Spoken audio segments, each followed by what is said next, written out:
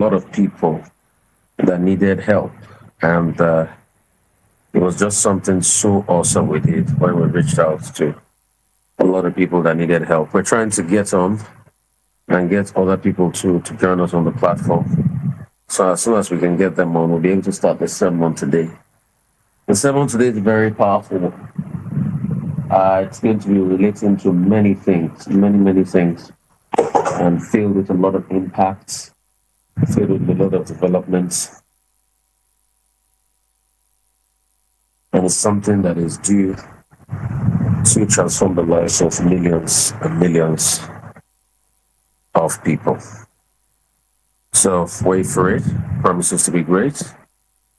And we will get started in a bit. So we're trying to get on Facebook and get the Facebook team in. And once we get the Facebook team in, I'll be able to get other people in. So this is another great session right here. Ladies and gentlemen, thank you so much. And today it promises to be great because the session we'll be talking about will have a lot to do with national development. And I'm going to be using an explanation to explain where we are as a continent and as a people and the path to development. This message is centered around those that do not think of the possibility of a glorious future, and it's centered around wastage. It's centered around wastage. The truth has to be said. The reason why we have the challenges we have today is because we have a generation that constantly wastes the fortune of its people. And when you have a generation that wastes the fortune of its people, it becomes a problem. Today, we're going to be talking about wastage. How people waste opportunities, how they waste their fortunes, how they waste the future, how they waste many immense possibilities that can actually transform their life, but they waste it. And how they waste capacity, how they waste words, how they waste possibility. So these are the things we're going to be looking at today, and the promises to be great. So you can title today Wastage. You see, in understanding wastage, it doesn't mean every time that you pray for something that God doesn't have the capacity to bless you. In fact, He blesses you, but the question is, what do you do when He blesses you? Do you waste that possibility? Do you waste that life? Do you waste everything is given to you because of your own selfish interests? The problem is not really the lack of abundance. The problem with Nigeria is not really about lacking in abundance. The problem with Nigeria is about a capacity for wastage. Also, as it relates to your own private and personal life, the problem with your life is not about lacking capacity for abundance. In fact, God has given you too much capacity for abundance. Look around you, it is blessings everywhere. But the greatest problem about you in your life is the fact that you waste so many things that He has given you capacity for. There are a lot of you that the money you ought to use to advance and get a new skill in life was wasted on buying Ashwebi. So the question is, how many Ashwebi do you want to buy? If you start that journey of buying Ashwebi for every party possible, then your life will be a life of waste. Because the resource you ought to do things and put things in play for other people, you will constantly spend it on frivolities. And that's the problem with a lot of us in our lives. We feel that God doesn't want to bless us, He doesn't love us, but we don't take into cognizance also the times that we get to waste a lot of things, where the resource God has given us was wasted because of the kind of life we live. Some people are people that waste opportunities. You might be listening to the sound of my voice today, and for you is wasting opportunities in your own personal life. Everything for you is waste. Truth has to be said. You can't keep wasting opportunities and expect God to bless you. A lot of you, in the spirit of wasting opportunities, the man that ought to marry you, you have turned him into boyfriend. And you see, when you use your husband to do boyfriend, and you treat him recklessly, and you treat him shabbily, and he goes ahead to be with other people, the truth has to be said, you have just wasted that opportunity to be able to triumph your own life with the man of your dreams. So there are many people out there that keep wasting opportunities. It's not that God does not give opportunities. God is in the business of giving opportunities, but people are also in the business of wasting opportunities. There are a lot of you, you waste words. You do not know how to talk.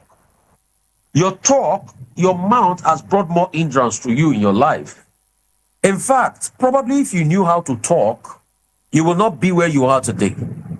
Most of the glorious things that ought to come to your life was taken away by your mouth. So for you, it is your mouth. You waste words and you say the things you ought not to say. And it has become an hindrance. People hear you out the first time and they look at it and say, Okponu leleja. Okponu means you're a fool. And when they say that, they look and say, I can never have anything to do with such persons. A lot of you do not understand that opportunities will come to you in life. But the problem is, do you waste them or do you take them? Some waste those opportunities by the words of their mouths. Some people are just cantankerous.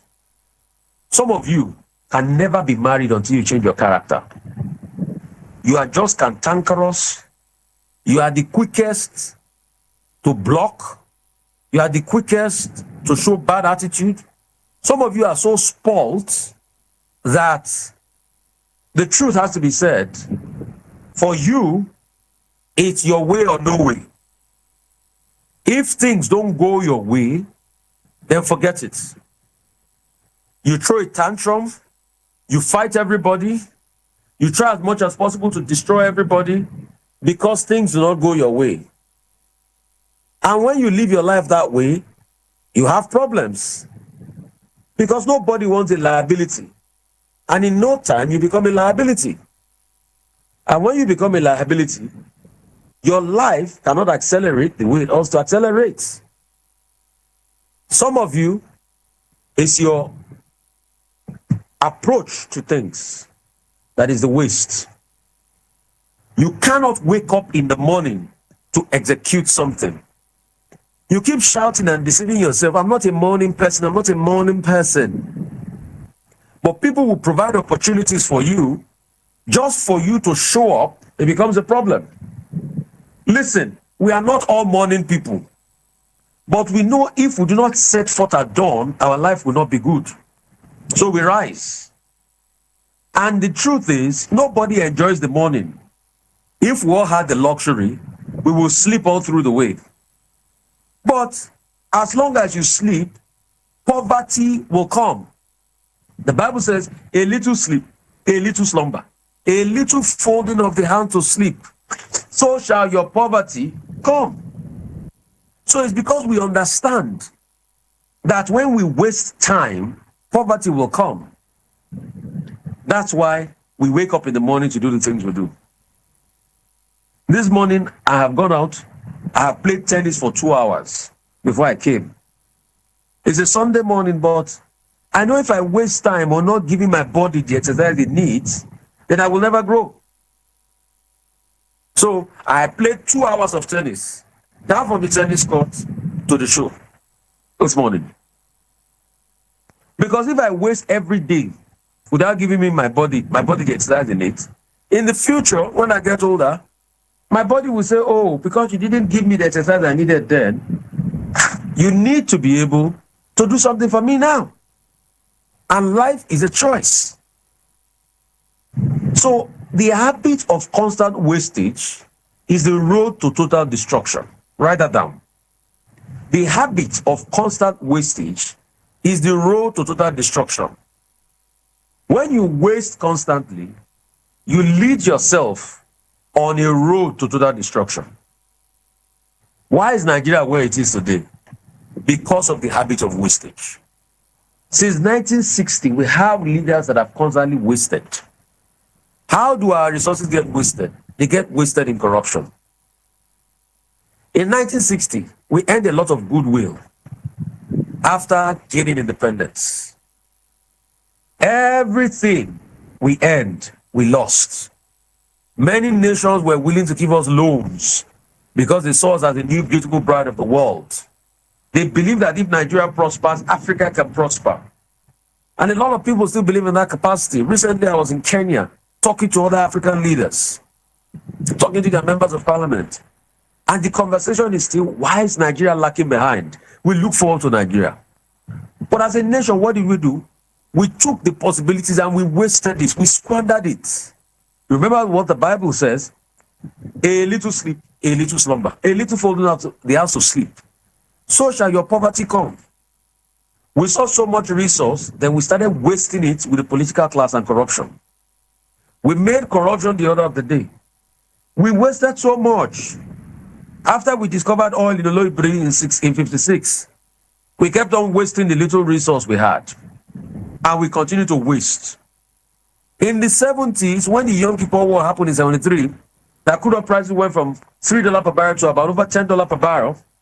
What happened? We continued to waste. In fact, our leader there, Yakubu Gowon, said the problem is not money, but how to spend it. And indeed, most leaders said, let's eat the money. Let's waste it. Because if you chop my own, I chop your own, then it can be a whole lot better. Then we started the game of deceit and they started the game of waste. So we kept on wasting the little resource God gave us. In fact, as in 1977, we wasted so much that we had imported the most amount of cement in the world to any ports. And this is called the cement armada. The fallout of that is that we settled cases way up to the 80s.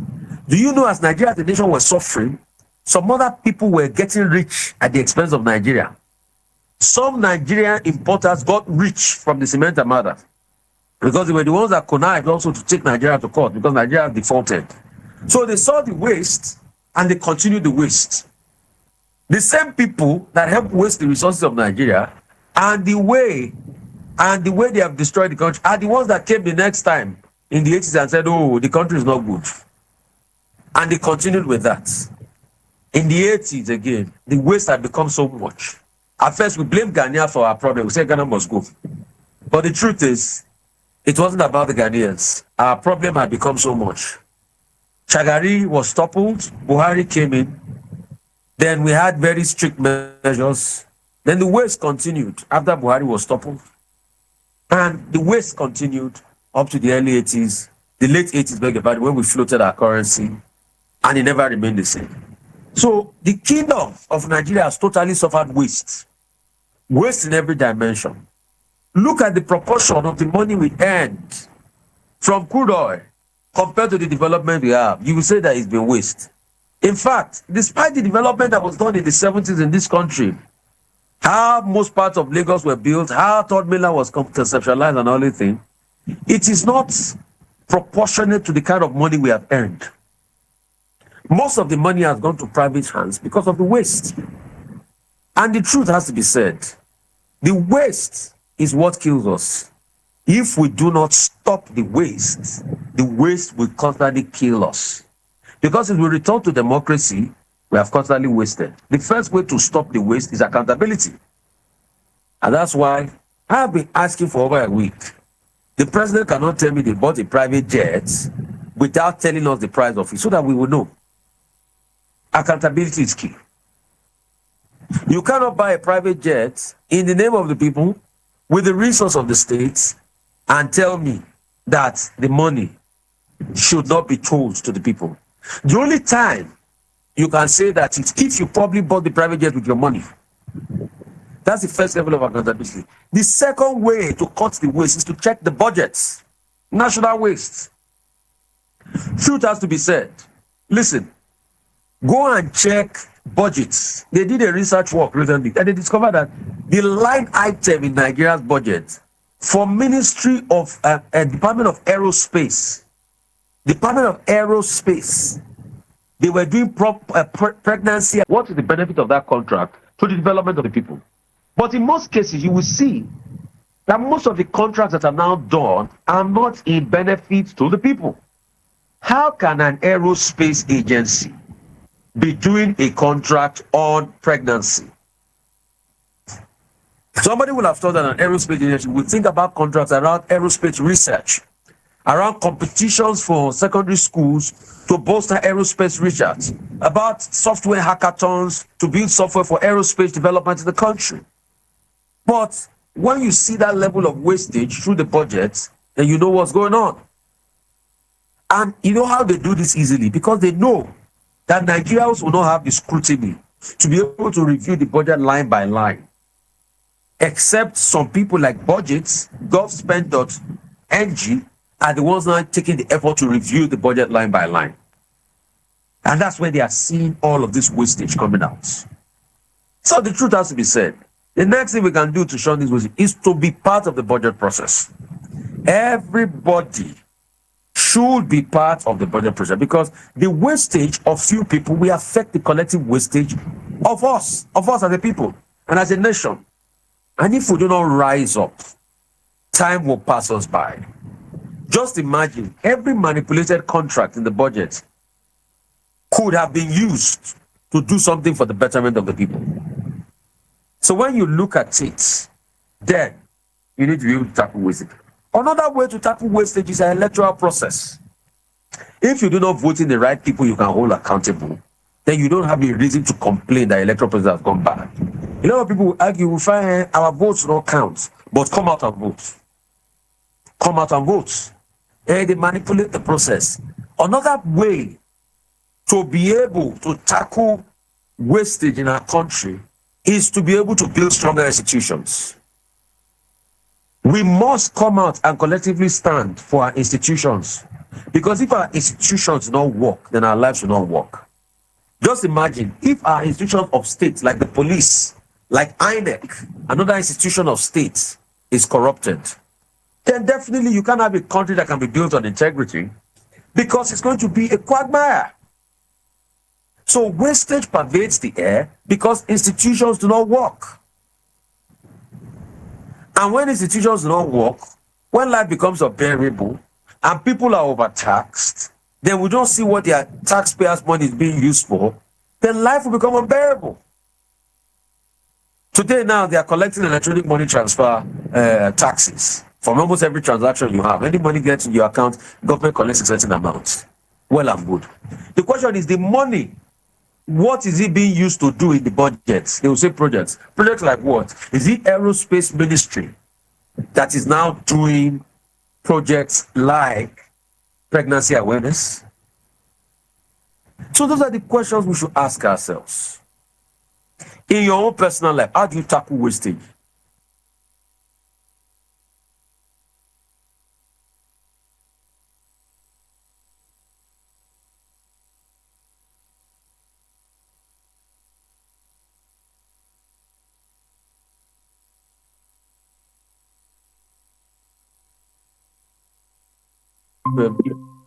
A lot of you, if you calculate what you are spending on National B in a year, you will see that that money will buy you land and be able to start up a little project that will help humanity. Secondly, all your earnings must not be spent on what you will have today. you will deny yourself to be able to advance to the future. For you, it might be Louis Vuitton bags, it might be Louis Vuitton shoes. You must always splurge. Anyway, most people cannot splurge any longer because dollar to pounds now, or pounds to naira is no joke any longer. But for you, you want to always splurge. You always want to have the matching bag and matching shoes. You forget that life will pass you by. Life is not about matching bag and matching shoes. You will not be remembered for the number of Louis Vuitton bags you have. You will be remembered for the impact you made in the lives of humanity. I tell people, rather than give that priority, why don't you give people priority? Enhance a life, lift up a life.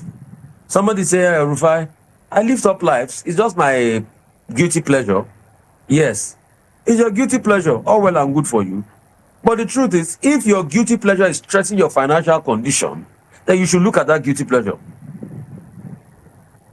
Else, you become a life wasted. Another way is you need to understand wisdom.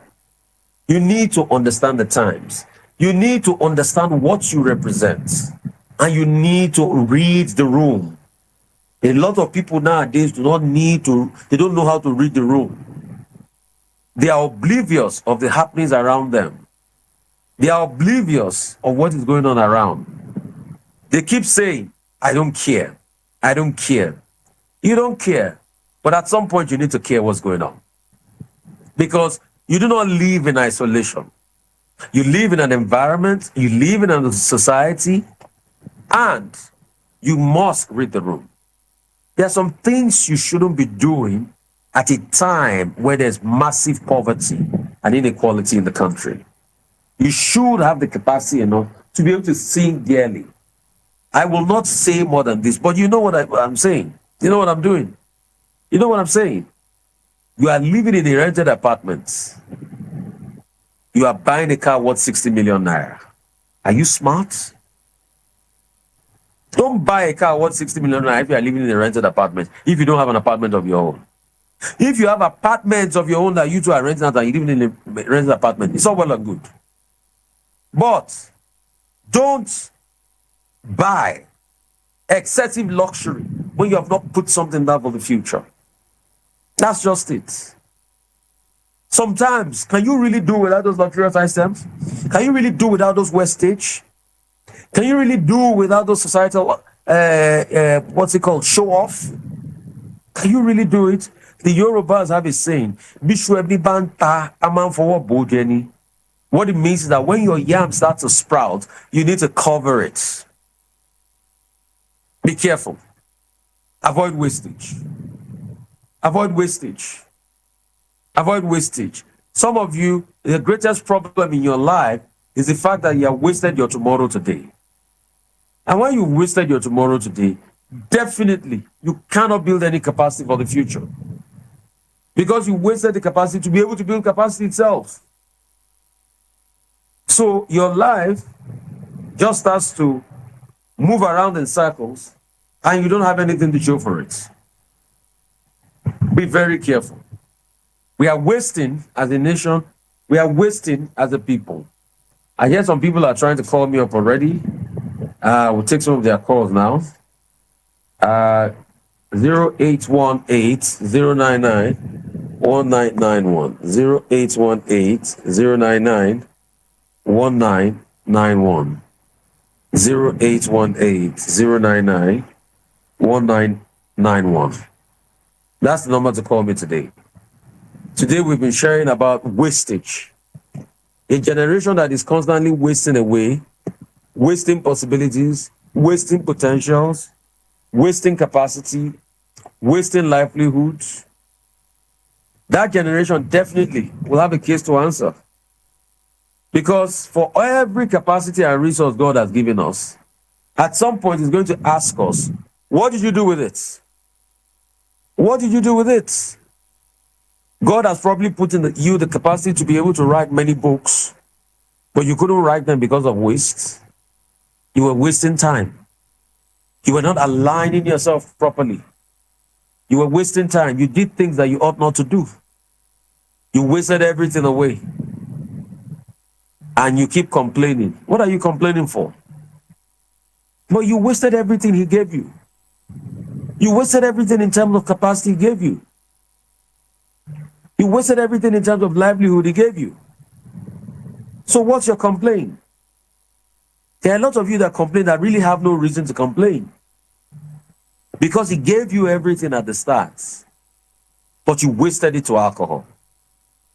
You wasted it to drinking. Some of you, I don't know which demon that possessed you. You have an interview the next day, but that's when you start to shout and say, oh, I can't do without going to the club.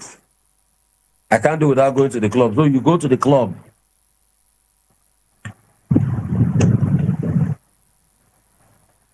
And you don't leave the club until the next morning. And you get to the interview grumpy and tired. And you complain that somebody is your problem. Nobody was doing you. You were your own self's problem. A lot of you have become your own self's worst enemy. Because you don't invest in yourself when you have to do. You don't invest in yourself when you have to do. You see opportunities and you let them slip away in your life. You see possibilities and you let them slip away. You destroy the great potential God has for your life by your own self. Let's talk this Sunday morning. Hello, how are you? Great to have you. How are you, sir? This morning, I'm Ambassador Musa here from Motion. Ambassador Musa, great to have you. Great work you're doing in Motion. The Christ of God continue.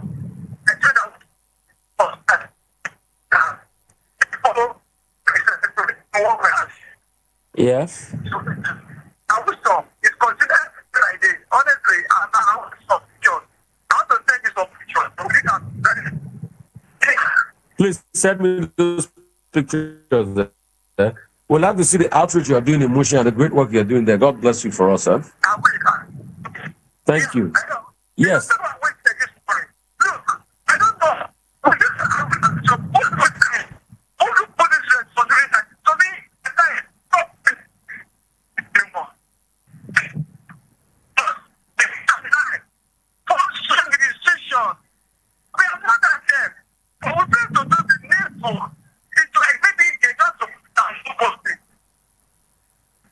Thank you so much. Really appreciate you. Thank you. Thank you. I think the line is cutting. I'd like to appreciate the family on TikTok, the family on Facebook, the family on Instagram. A lot of people joining us. We can hardly hear him. Yeah, that's what somebody is saying there on TikTok. So please do well to call us 0818 099 1991. 0818 099 1991. 0818 099 1991. And by the grace of God, we're planning other also platforms. Kudos to VOP Radio. This is going live on VOP. This is also going live on our Instagram. This is also going live on Facebook. This is also going live on TikTok. And we're using those three families out there. You can also, you can call us on WhatsApp. That number is on WhatsApp. 0818 099 1991. When you waste a generation, and you waste a life, and you waste the possibilities, then your life becomes a waste. Your life becomes a waste. Everything you ought to be can be wasted in just one day. Be very careful. Hello, how are you? Good morning. Morning, what's your name? Where are you calling from? This is Jahir from Yaba. Calling from Yaba. Jai from Yaba. Talk to me, my brother. Yes. You are doing a great work with the Self-sabotage. Thank you so much. I appreciate you. You are doing a great job. I'm always inspired and I love your spirit, the precious spirit, the way you fight for the Western Nigerians, we will respect you. Actually, from the Kenyan family, Nigeria, we support the family, and we see your vibrancy, you bring your corridors. Thank you. Keep on speaking for the South project. Please keep encouraging, taking the truth to power. We have people, some people are we should not neglect them. This country is really turning on Nigeria, on the youth. So we need to improve the environment and try. So a lot of things is really taking us back. Nigerians are not easy. We are hardworking people, not adventurous, and we are striving on daily basis. Okay. Negative policies of the government is really causing a lot of havoc. So we need a lot to be done. And we try leadership to bring that Nigeria will be a great place. Thank you so much. Thank you so much. Couple of things I want to clear. I don't support any politician. I don't support Peter Obi. I don't support Tinubu. I don't support Atiku. I don't support anybody. I'm not affiliated to any political group. I'm not an obedience. I am just a Nigerian that believes in the strength and the possibility of our great country. It is incumbent on me to talk for the development of that country. Any leader that is there that is not doing well, that's to align with what I see about Nigeria, what I want for Nigeria, I will condemn them. Be it Peter Obi, be it Tinubu, be it anybody, be it Atiku. All I want more is Nigeria. I'm not up for fickle political affiliations that are fleeting, that can leave at any point in time. What I want is the continued existence and the continued strength of my country. I just have to point that out. Hello, how are you? My brother. Bless you, yeah. You are gifted, sir. Thank you so much, yeah. You have said it all this one. This is my gem pharmaceutical calling from Abuja. Great to have you, my brother. Great work you're doing. That was why you see the late President Muhammad Yaradua, when he said that the rule of law, a country that is lawless, that has been stick with corruption and standing their respective of political class, whereby the majority of the leaders, they are not Democrats. I thank God for someone like you that you speak on behalf of the masses. What some clergymen should have been doing is what you are doing. When you say Nigerian problem is spiritual. Nigerian problem is not spiritual. Nigerian problem is lack of leadership and lack of conscience on our political class. And also a derailed political following that has been derailed in the name of overt religiosity and overt tribalism, which is a manipulative tendency of our leadership. Yes, that's true, sir. That's just it. So, you have said it this morning, and the mismanagement. Sometimes when you have people in leader, people who are holding political office, that their vision is not clear. Majority of them see the office of holding the political office as an opportunity to siphon, to embezzle for their own selfish interest. So they don't have that vision of, they don't understand what leadership is all about. But a man who has conscience, we always need to. And we know, by the grace of God, it has been established to every action there is equal and opposite reaction. If we repeat. And I know that. And by the grace of God, I thank you very much, Mr. Rufai. My prayers every day. I remember you, my prayer. Thank you so much. I really appreciate it. We have under Icon of Hope Foundation, I got a report from Suleja Prison. Okay. They are going through a lot of challenges. So, and can you give your number so that we can be able to reach out to the inmates in Suleja Prison, please? Can you give your number? And so, if you want to reach out to it, because we partner. I'm talking about this platform, Impact Rufai partners with Icon of Hope Foundation. They do a lot of good work in Abuja. There, they give medical outreach and the likes, to people. So, can you give your number out so that if you all things together? Okay, I'll send it to you sometimes, but I will send it again. Bless you, my brother. I will send it to you on WhatsApp. So thank you. Give me a t-shirt. You are also a partner, so I have to give you a t-shirt from Icon of Hope. Thank you so much, my brother. Like I said before, we must learn to hold our leaders accountable. I tell people, I don't care who is president. I care for strong working institutions, and I care that the president is held accountable. And that's why I'm holding Tinubu accountable. I tell people, if Peter Obi got him and he messes up the country, I will press his neck to the end. I will destroy his neck. Because for me, it's about Nigeria. It's not about fleeting politicians.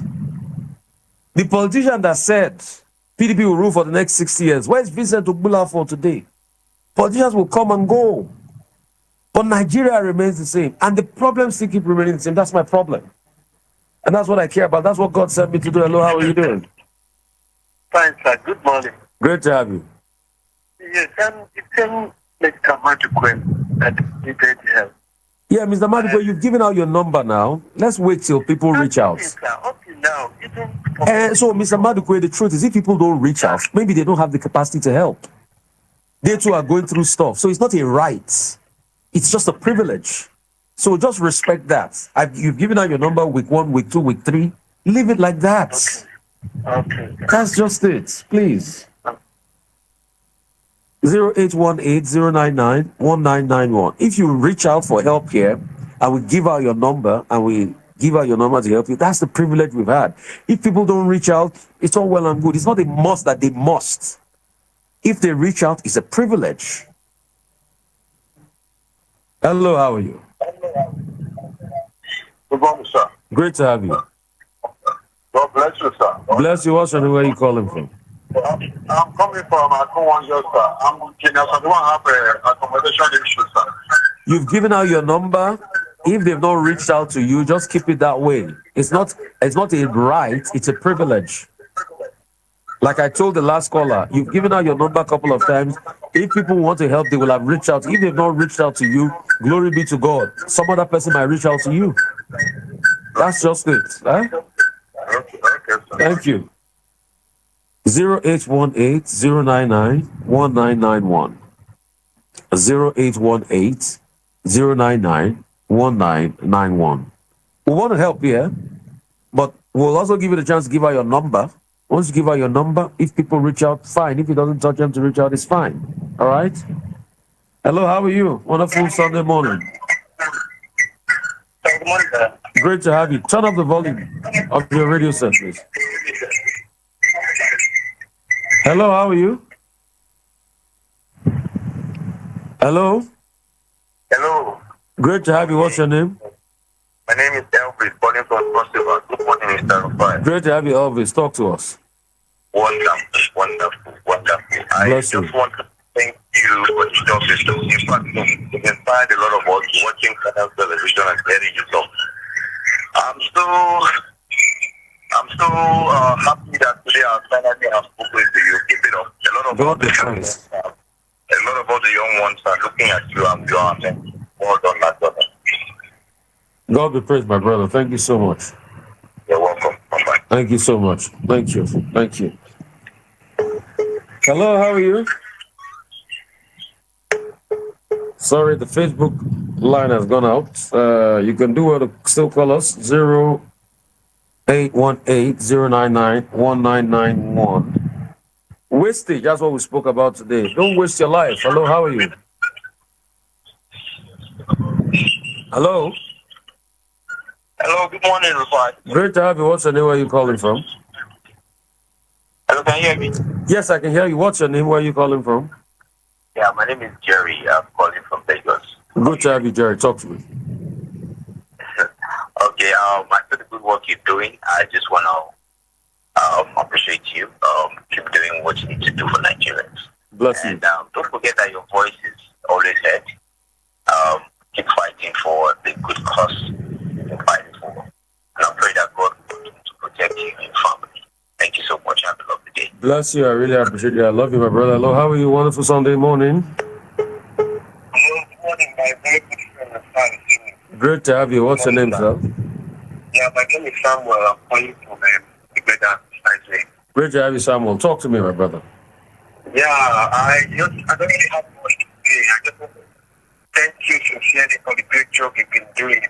I must admit it's a great privilege to hear you and have a conversation with you.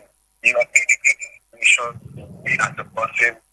And I don't know, today happens to be like a Christmas to me at the moment because I have seen you in I'm always here. Come rain, come sunshine, 9 a.m. every Sunday. And also I'm on this dial analyzing. That's why we co-founded this radio. I'm always here analyzing from 7 a.m. on weekdays. So it's just something constantly we do here to be able to reach people via the radio platform and impact people's lives. That's just it.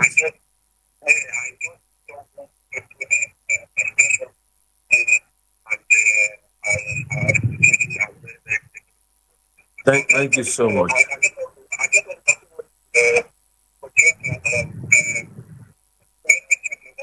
The recording is all. You can just check all my social media pages. The playback of all these messages are there. Rufai Oseni on Instagram, Rufai Oseni on Facebook, and so once you will see the playback there. Everything is there. Okay. Bless you. Thank you so much. Wonderful Sunday. How are you? We just have to be steadfast. We just have to think strongly about the future we want for ourselves. We just have to stop the wastage because it hurts all of us in the end. Wastage takes our future and crashes on the ground. The problem with Africa has been a problem of waste. Go everywhere, it's the same problem. Wastage. And it's just that most of the time, this wastage is being perpetrated by our political leaders. And it looks as though these leaders not even think about the interests of the suffering people of the country. So when you have that, you have a great amount of wastage. And when there's wastage, there's no possibility. And when there's no possibility, there's destruction. I mean, imagine the corruption that goes on in our system. I mean, imagine using billions to repair boreholes when we can actually do a lot more to provide potable water. I mean, there's a lot more that needs to be done. Hello, how are you? I'm good, but I'm Sunday. Great to have you. What's your name? Where are you calling from? My name is Ambassador Akane. I'm calling from Ajabule. Great to have you, Ambassador Akane. Talk to me, my brother. Thank you, sir. I really appreciate this knowledge you are sharing this morning. Thank you. Because it really helped me and helped the society as a whole.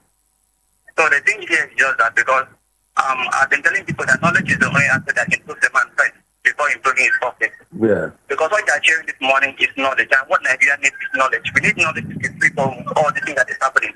Yeah. We talked about wastage. Because Nigerians have been wasting a lot of resources, not the leaders alone. Even it affects the individual, like the citizens as well. We talked about some people like portraying their expenses. If you are buying like up and down, like things that goes on the color, you should portray it, then make some safe things that will give your future. Because just like, let me say, you have the whole cup of corn, and then you eat the whole cup without taking a seed for the next planting season. How will you be able to plant in the next planting season? And that's the challenge we are having today. Because of what most times lack of knowledge.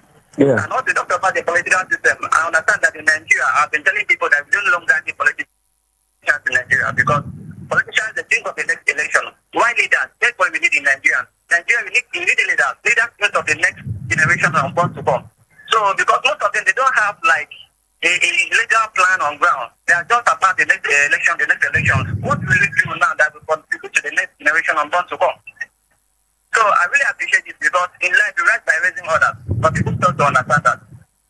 You rise by raising others in life. And that's just thank you so much.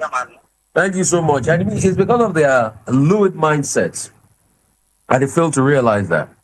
You know, recently I was in Adodo. The road to the place was very bad. But in the 50s, Obafemi Awolowo did the roads that came to those areas because there was a farm settlement there.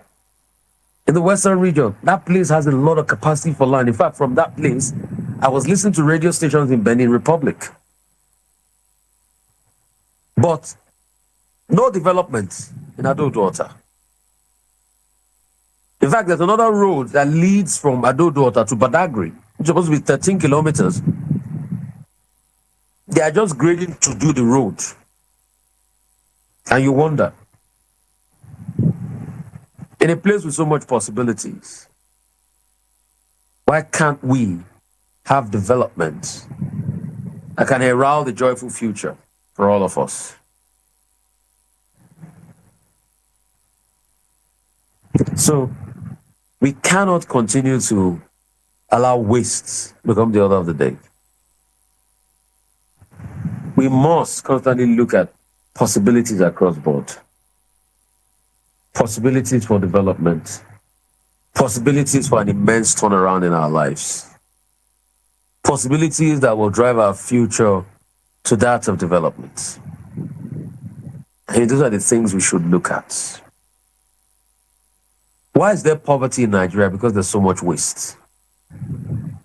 If we truly deploy our budgets to servicing the problems needed by every community, then forget it, we can reduce poverty significantly. Anywhere you see poverty, it means we are passing over opportunities regularly. And because there's waste, that's why we are passing over opportunities to people. Have you noticed that in most parts of this country, about 30 years ago, there was pipe-borne water, but today there's no longer pipe-borne water? What is causing it? Wastes. When the pipes were getting bad, the truth is, we should have fixed those things. But those budgets were padded to be able to enrich themselves and their glutinous desires. It's not a big deal to ensure that there's steady water for the people. It's not a big deal to ensure that there's potable water so people can have access to water. It's not a big deal. But look at it. People their lives have constantly decelerated. I was talking to somebody, an older friend, in 1992, when he moved into his house in Omole, he connected to public water. Today, how easy it is to get public water. The pipes are not reticulated. There's an immense project. Have we been able to do it to pay for it? No. So these are the questions we should ask ourselves. Maybe we should even start by doing a project here to now stop waste. Can we delegate somebody in every local government in the country to write the most pressing needs of those local governments and send forward the most pressing needs of those local governments to send forward?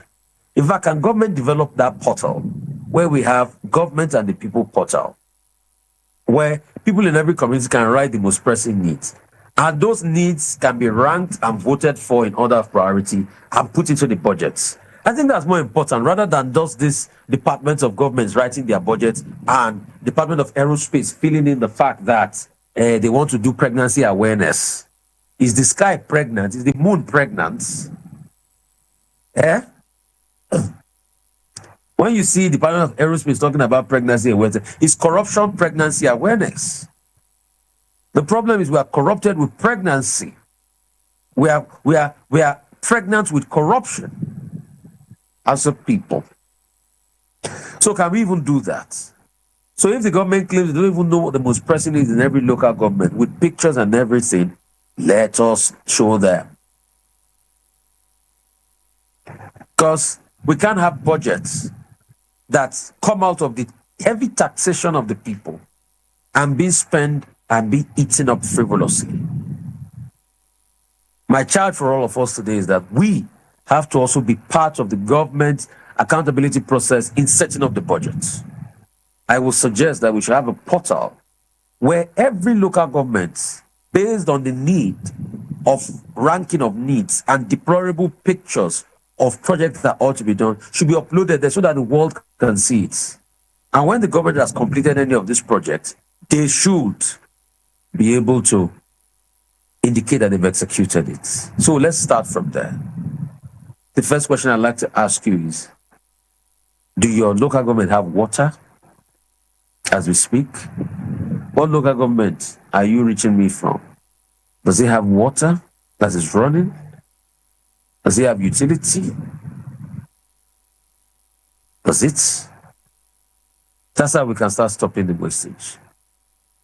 And leaders must hold themselves accountable. And we must also hold them accountable. Thank you all. It's been a powerful Sunday here. We'll continue the program by playing sermons of Professor Lumumba, which I had the great chance of meeting. And he extends his regards. In fact, at some point, he says, Rufai, don't worry, it's going to be on this platform, because we play a lot of his messages on VOP, this platform. And I'm going to be bringing him live here one of these days. I had the chance of having quality lunch with him, over the weekend.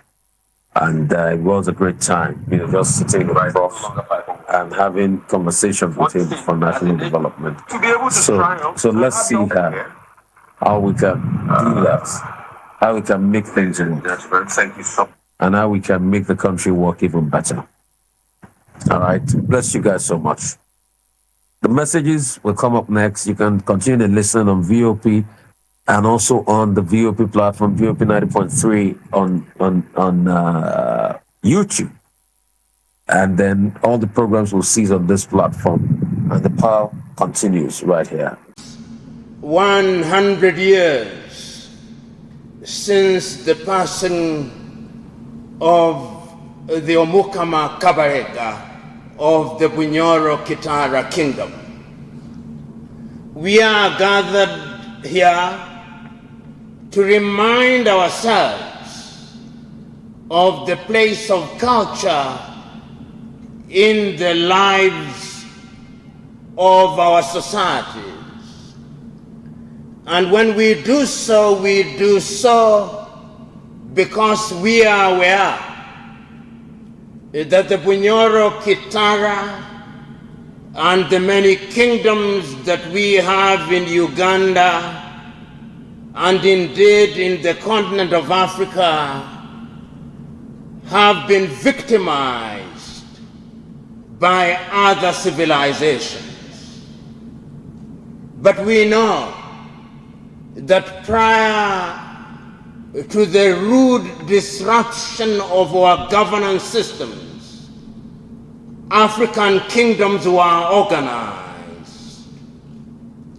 The Bunyoro Kitara kingdom was organized, and even the European historians and anthropologists who have tried to say no recognize that they were. The Buganda kingdom was organized, the Toro were organized, the Banyankole were organized, the Shilluk in what is present-day South Sudan were organized, the Yoruba were organized in what is present-day Nigeria, the Akan were organized, the Zulu were organized, we were organized. And our organization as an African people was informed by order and compassion.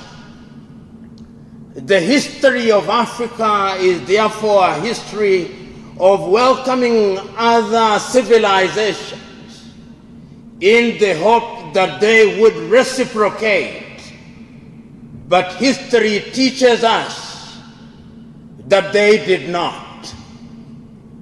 It is Ghana's Kwame Nkrumah who writes, and it is not only the Europeans who started that journey of disruption and exploitation.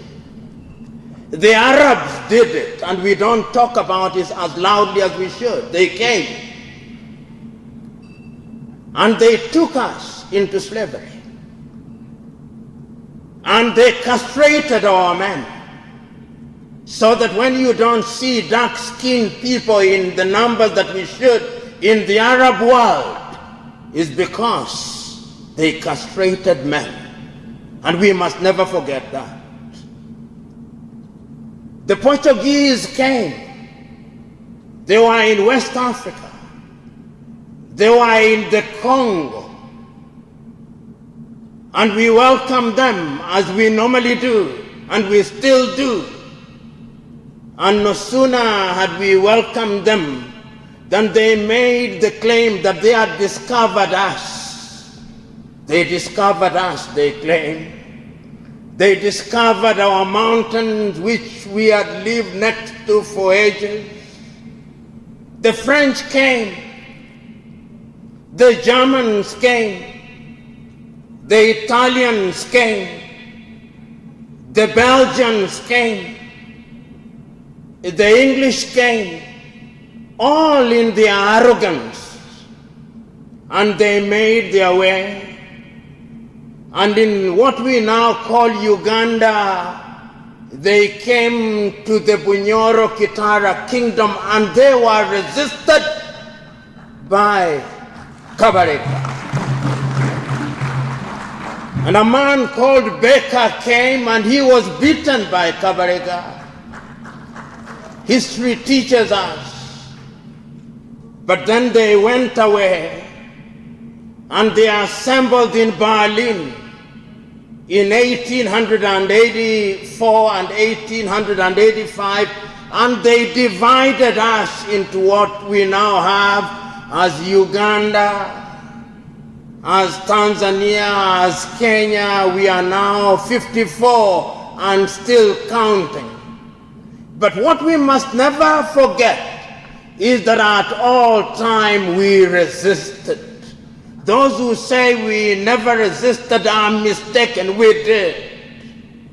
They planted the seeds of division. I can still remember those famous words of Nigeria's Chinua Achebe in his book, Things Fall Apart, when he said, and things fell apart, and they have remained apart. They came, and they disrupted us. They told us that our God was not God. They came with a God, and today, when you go into many households of those who claim to be Christians or those who are Christians, you find the image of an actor called Geoffrey Hunter being received as the image of Jesus Christ. They came and told us that our names were not good names. And they gave us names. They came and told us that our natural features had to acquire different names. So they came and found Lake Muitanzige and say, no, it is Lake Albert. They came and found our lake with our name. They say, this is Edward. They said another one is George. The falls which we had lived with, they said, this is Murchison. And even our national park, they called it Elizabeth. And when they went down, they found Lake Narubare and said, this is Victoria. And when they went down, they said that the falls, Mosio Tunya, was Victoria Falls. They came and told us that our culture meant nothing. And we believed them. And unfortunately, we still believe them.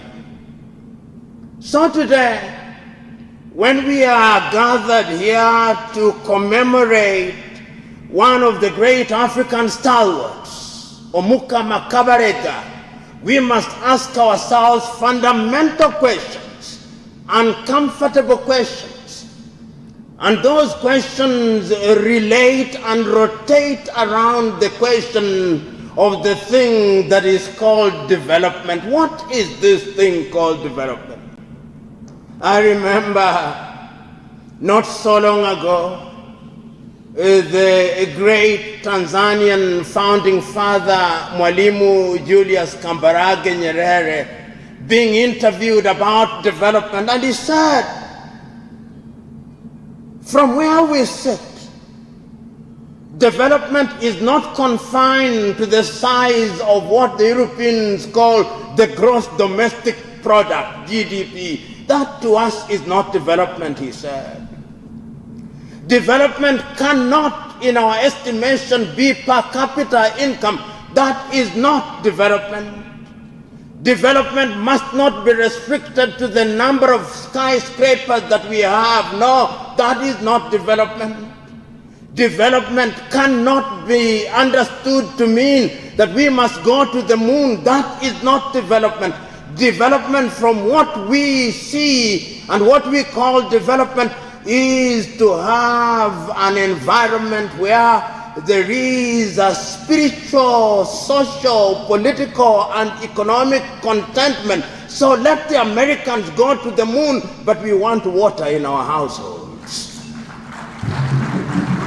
And I still believe that in our understanding of development, we must recognize that development is about our ability to recognize humanity in ourselves. It is those civilizations that have claimed that they were developed, that have visited great pain upon the world. The Europeans, tell me, throughout the ages, which other civilization has visited pain upon humanity like the European tribes? Whether those tribes are Germans, whether they are British, whether they are Italian, whether they are English, whether they are the Belgians, there is no civilization other than civilizations from Europe that have visited pain upon others like they have. When in 1914 the European tribes were fighting amongst themselves, they called it the World War. When they fight themselves, they call it World War. From where they sit, what they do is the world. When they fought again between 1939 and 1945, they did not call it tribal war, they call it world war. And we were inducted into those wars. They came to us and they told us that our cultures were not good, so that even today, as I speak to you, instead of addressing you in Kiswahili or Kinyoro or Luganda, they have captured our tongues, that I am now speaking to you in a foreign tongue. I look forward to the day when in an assembly such as this, I'll address you in the Kiswahili language. I look forward to that day.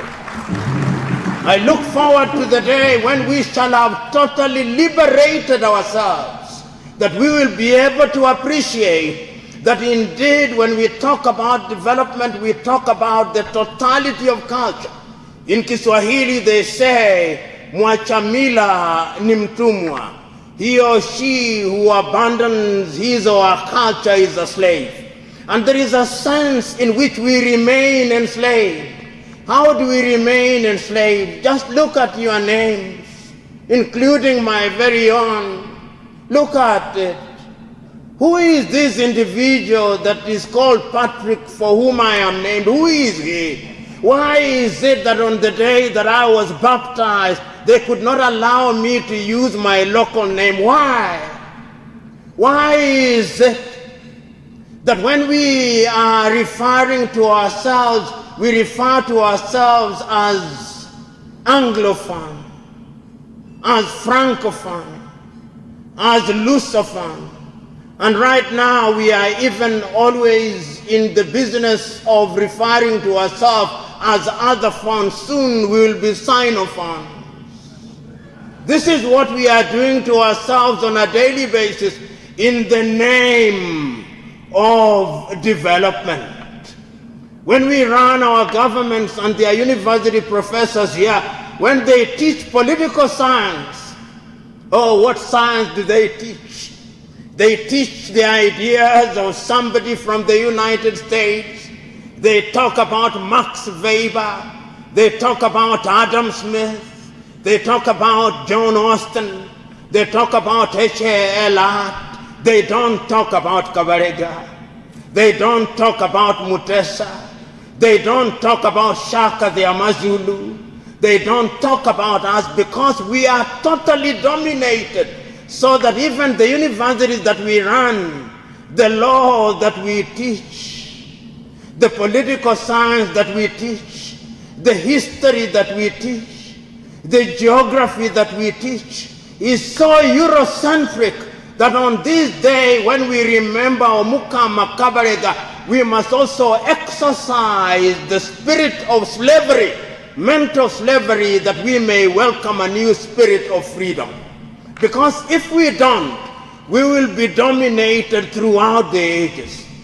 You know, as I talk about development now, I think about this continent that has known slavery. The Omukama himself was taken away from the comfort of his kingdom and spirited to Seychelles.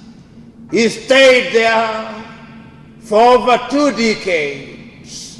When they had neutered the society, then they allowed him to come back. He did not get home. He died on his way. But this country for a long time did not even recognize him until later in the day. But we still recognize Prince Charles with a name in the middle of Kampala. I look forward to the day when such names shall no longer exist in the streets of Kampala. When I think about this continent, and I think about how we were colonized, and I think about how we regained our independence, and no sooner had we regained our independence than we adopted the very same things that we inherited from the white colonizers. So that if you go to the Ugandan parliament, the Kenyan parliament, the Ghanaian parliament, the Zimbabwean parliament, the Nigerian parliament, as the great African American John Henrik said, they are mimicry of what the colonizers left for us. And he says, and I agree, we will never succeed on the basis of that kind of organization. We were told, and we are still told, that in order to run a government, in order to run a judiciary, you must run it in the manner that the British taught us to do, complete with the manner in which they dressed. In order to run a parliament, we must run a parliament like they did, and our speaker must still wear some woolen white thing, which people stopped wearing many years ago, but we still wear.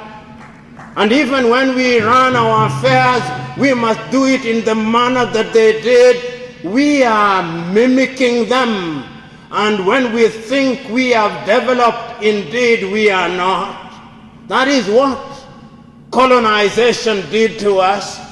So today, when we are gathered here to remember Omukama Kabarega, we are asking ourselves, is there not something in our tradition that we could use to change the continent of Africa?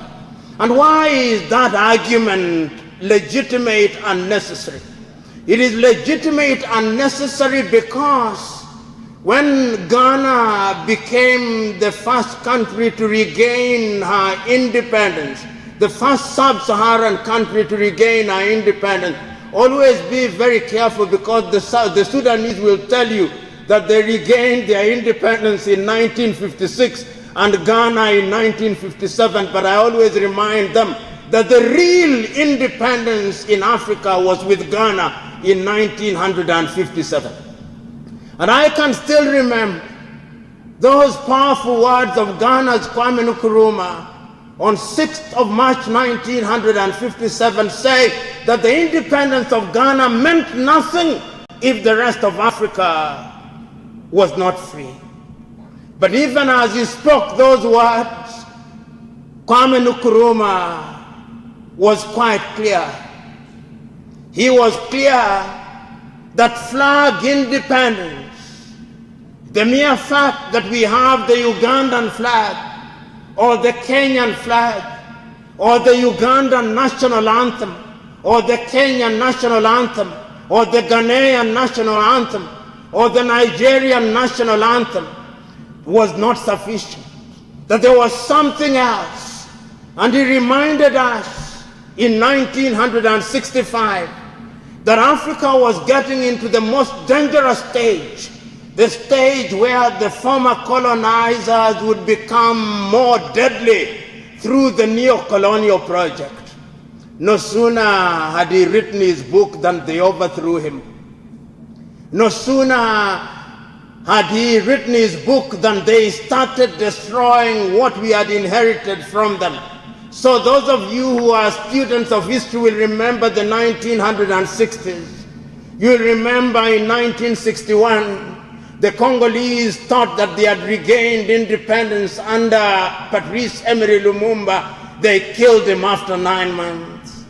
The Togolese thought that they had regained independence under Sylvanus Olympio. They killed him in 1963. The Ghanaians thought that they had regained independence in 1957. They overthrew Nkrumah in 1966. They thought in Nigeria that they had regained independence with Nnamdi Azikiwe and Abubakar Tafawa Balewa. They overthrew him in 1967. The Malians thought that they had regained independence through Modibo Keita. They overthrew him in 1968. The Algerians thought they did so through Ahmed Belbela. They overthrew him in 1968. Africa, as I speak now, and I want you to cast your eyes across the continent of Africa and see the crisis of governance, and therefore begging the question, is there a place for African culture in governance? As who a man is and who a woman is, tell me. Whether they are not telling us what to wear, tell me. You know, European anthropologists, they are the notorious ones. They tell us that when you talk about African culture, they have no culture. That went round the sun, the Dogon already knew astronomy as it they knew.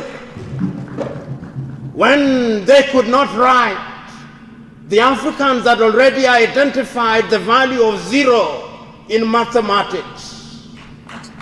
When they did not know about Caesarean section, operations of that nature already taking mathematics complete with the arts.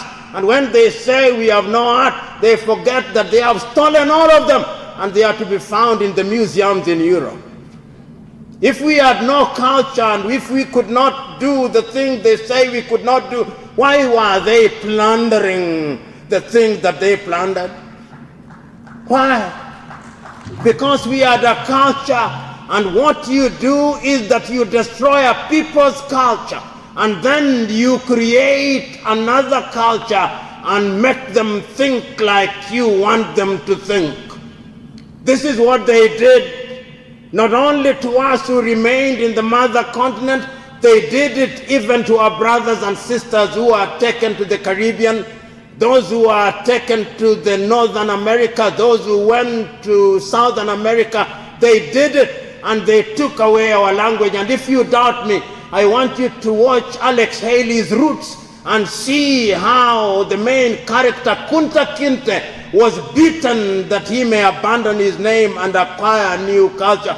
But those who have a culture and those who believe in it will never abandon it. That is why we are remembering Omuka Makabarega, because he stood tall.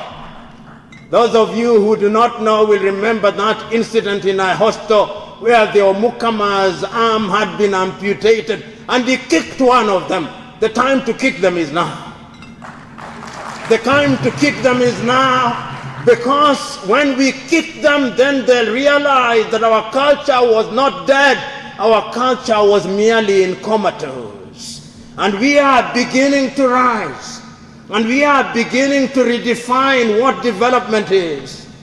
The great Ghanaian Nana Kobina Nketiah V has written a book which I commend to all of us. The place of culture in governance, the Ghanaian example. And he tells us that he has over the years looked at governance in Africa, just like we have. and the governance structures that we inherited have not served us well. If you look at Uganda, since she earned her political independence, the history of Uganda is replete with painful moments. The history of Sudan, painful moments. Somalia, painful moments. Ghana, painful moments. Congo, painful moments. Rwanda, painful moments. Burundi, painful moments. Nigeria, painful moments. Algeria, painful moments. Liberia, painful moments. South Africa, painful moments. Zimbabwe, painful moments. It has been a history of pain because our culture was taken away. And when we thought that we had a solution to our problems, a new wound appeared. How many of you remembering in 1908? Then we are asking ourselves, what can we do?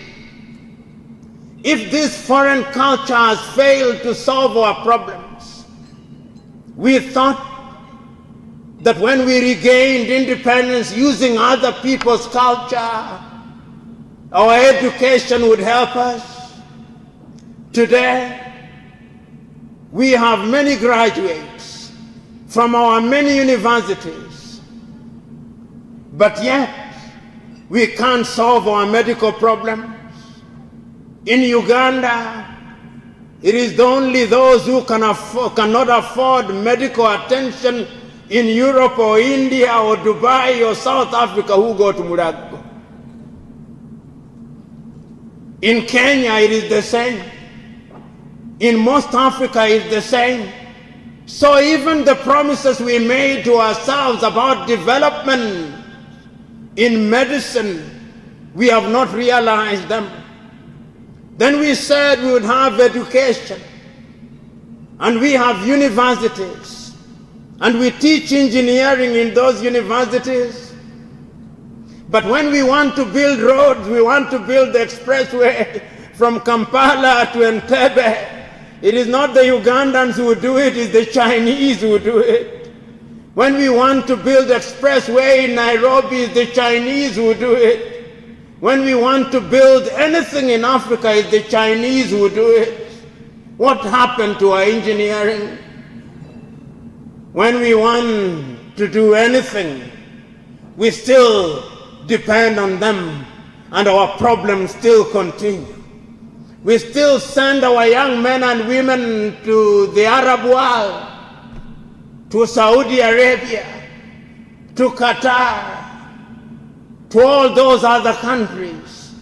And those who don't send take themselves there by crossing the Mediterranean Sea. What happened to us? Do we still have the spirit of Omuka Makabarega? Or we are weak and conquered and captured? This is the question that we must ask this morning or this afternoon. What is the place of culture? There are those who say that Africa is too diverse. There are too many cultures. Which one will we adopt? Is it that of the Bunyoro Kitara? Is it that of the Baganda? Is it that of the Batoro? Is it that of the Basoga? Is it that of any of our many communities, or the Zulu, or the Kosa, or the Pedi, or the Kakan, or the Yoruba, or the Temne, or the Mende? We ask. Who said that we cannot have a mixture of those cultures? Who said that we cannot borrow that which is good in the Toro culture or the Yoruba culture? Who said that when we combine them, we cannot come with a system that will then fit us? Who said?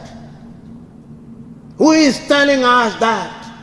Today, as we remember Omuka Makabarega, we are reminding ourselves that we can do it. We can do it because history has demonstrated that it can be done. You know, they came and told us several years ago that there was something called Millennium Development Goals. There were 8 of them. Then they raised their course. Then they increased, they did not reduce. They became 17 now Sustainable Development Goals. And those goals said the things that we knew. We knew how to plant trees. We had an idea, the role of culture in development. I'm suggesting to us that the time is now, that Africans must look for a solution to governance. I must commend the current administration. They came and found that cultural institutions had been banned, and they restored them. That restoration was the beginning of the realization that a people without a culture cannot go anywhere. But I would urge this administration and coming administration that cultural institutions must have enhanced roles in governance. Cultural institutions must be given stronger positions in governance, because it is only when you do so that you will begin to see them in their full splendor. You know, in many African societies, and I say this with all due respect to heads of states in different African countries, you can go to Nigeria and the president of Nigeria makes a pronouncement saying all the Yoruba people must be inoculated against tuberculosis. And when you go back, you'll discover that the response is only 20%. But when the Oni of Yoruba says all Yorubas must be inoculated, the response is 90%. The same thing here in Uganda. There are certain things which if the traditional rulers say, the people will obey. Why do they obey? What is it? That thing is the thing that we must discover. And that thing, if we mix it with the kind of governance system that we have, is going to lead us in the right direction. I still do not have an answer, but I think that there is something in it. What is it that the Omuka Makabarega has, that the Kabaka of Buganda has, that the Oni of Ife has, that the king of the Mazulu has, that the king of the Swati has, that when they speak, people obey? What is it? Why did we lose it? Can we regain it? It is not to say that all traditional rulers were perfect. No, there are certain aspects of culture that we must jettison. But there are certain positive aspects of culture that we must embrace, because culture is dynamic. And I'm suggesting to all of you who are gathered here today that the time is now. The time is now for Africa to realize that there is a place of culture in modern day medicine.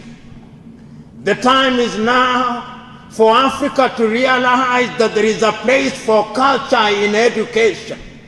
The time is now for Africa to realize that there is a place for culture in politics and governance. The time is now that Africa must realize that there is a place of culture in resource management. The time is now for Africa to realize that there is a place for culture in giving pride of place to our women in governance. The time is now for Africa to realize that there is a place of culture in ensuring that our family is retained. The time is now for Africa to recognize that if we do not protect ourselves, other cultures will come and dominate us. The time is now for Africa to realize that our languages must be protected, otherwise we'll be speaking Chinese and Indian as our mother tongue, although they were never our mothers. The time is now. The time is now, therefore, for us to wake up in the knowledge that we must instruct our institutions of higher learning to begin to investigate what it is that we are teaching. Several years ago, a great Nigerian who is a singer called Fela Nicola Pokuti sang, "Teacher, don't teach me nonsense." For too long now, many of our institutions have been teaching us things that we ought not to be taught. We must ask ourselves now, what are we teaching our young men and women? The Koreans are doing it, the Chinese are doing it, the Indians are doing it. The time is now for we Africans to do it. The time is now for Africans also to begin to patent some of the things that we have. How is it that the clothes which are Africans are patented by the Chinese? If we are not very careful, even these dances which are Bunyoro dances will be patented by Chinese. So that when you want to dance the Bunyoro Kitara dance, you've got to seek authority from Beijing. The time is now for us to begin to understand that intellectual property goes beyond culture and that it must be given its recognition. So my fellow countrymen and my fellow Africans, the question that we are here to ask this afternoon is this: if Africa desires to grow sustainably, how can we, leveraging on the spirit of Omukama Kabarega, attain it? Who was this Omukama Kabarega? Who was he? He was a personification of courage. And today, I'm asking you that we must embrace courage. Cowards die many times. And I'm urging you this afternoon, if we are going to allow culture to dominate our thinking in the realization that culture is not static, I'm asking you to embrace and to remember Omukama Kabarega because he was courageous. Today, I'm asking you to remember the memory and to give pride of place to the memory of Omukama Kabarega because when it was necessary, he was a diplomat. I am asking you that because it is necessary to be diplomatic, we must embrace the spirit of diplomacy, because it is only by embracing the spirit of diplomacy that you are going to ensure that you get what you deserve. Today, as we remember Omukama Kabarega, I want you to remember that he was an example for others.